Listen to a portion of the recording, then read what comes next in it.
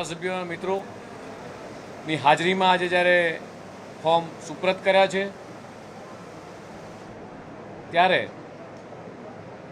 જ્યારથી ગુજરાત અલગ થયું ત્યારથી લઈને આજ દિન સુધીમાં આ પ્રથમ વખત એ ઘટના બનવા જઈ રહી છે કે 11 જેટલા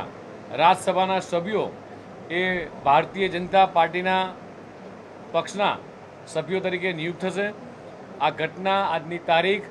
એ ઇતિહાસના પન્નાઓ પર લખાય એવી ઘટના છે। દેશના યશસ્વી પ્રધાનમંત્રી માનનીય મોદી સાહેબના નેતૃત્વમાં દેશ જ્યારે એક વિકાસની હરણફાળ ભરી રહ્યું છે, માનનીય પ્રધાનમંત્રી માનનીય મોદી સાહેબનું જે સપનું રહ્યું છે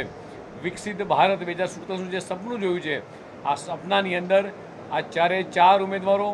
એ ગુજરાતનો અવાજ બની, ગુજરાતની 6.5 કરોડ જનતાનો અવાજ બની અને આ દેશના લોકતાંત્રિક તંત્રની અંદર એ ગુજરાતની પ્રજાના પ્રશ્નોને વાચા આપશે। સાથે સાથે એવું ચોક્કસ કહીશ કે જે માન્ય મહાત્મા ગાંધીજીનું જે સપનું હતું અને જ્યારે દેશ આઝાદ થયો ત્યારે તમે કીધું હતું કે કોંગ્રેસ વિખેરી નાખવી જોઈએ, ત્યારે આજે એ સાચા અર્થમાં એક કોંગ્રેસ મુક્ત એક ગુજરાત બનવાની દિશામાં આગળ વધી રહ્યું છે। સાથે સાથે એવું ચોક્કસ કહીશ કે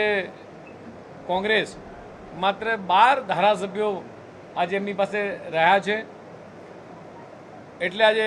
ગુજરાત કોંગ્રેસ મુક્ત બની રહ્યું છે। મને ચોક્કસ વિશ્વાસ છે કે આ ચારે ચાર ઉમેદવારો આગામી દિવસોની અંદર એ ગુજરાતનો અવાજ બની અને દેશના યશસ્વી પ્રધાનમંત્રી માનનીય મોદી સાહેબના વિકસિત ભારત 2047નું જે સપનું છે એ ચોક્કસ પાર કરશે। આ ચારે ચાર ઉમેદવારો મુકેશભાઈ, રાજુભાઈ, જીતેન્દ્રભાઈ, માનસિંહભાઈ આ ભારતીય જનતા પાર્ટીના એક પાયાના કાર્યકર્તા હતા। એટલે સામાન્ય કાર્યકર્તામાંથી, સામાન્ય પરિવારમાંથી આવતા કાર્યકર્તા જેણે વર્ષો સુધી એ પાર્ટી માટે કામ કર્યું હોય, પ્રજા માટે કામ કર્યું હોય ને એવા કાર્યકર્તાનું જ્યારે રાષ્ટ્રીય નેતૃત્વએ ચયન કર્યું છે ત્યારે રાષ્ટ્રીય નેતૃત્વનો પણ આભાર માનું છું, માનનીય મુખ્યમંત્રી, માનનીય નાયબ મુખ્યમંત્રી, આ સૌનો આભાર માનું છું।